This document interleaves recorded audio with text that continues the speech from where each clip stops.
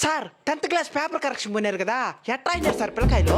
కథలెన్నో రాశారు, కవితల్ని రాశారు, కట్టప్ప బాహుబలి యుద్ధాలు రాశారు పేపర్లో, బుక్కులెట్టు పేపర్లో. వేల వేల ఫీజులేల లోన చూస్తే ఏమి రాయాల, ఫెయిలు చేసే మనసు రాల. అరెరే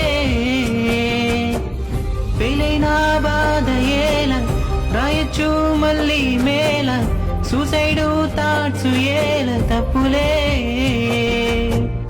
కళ్ళు 2 పుస్తకాలు మాత్రమే చూస్తే చాలు, మంచి మంచి మార్కులెన్ను పొందవచ్చులే.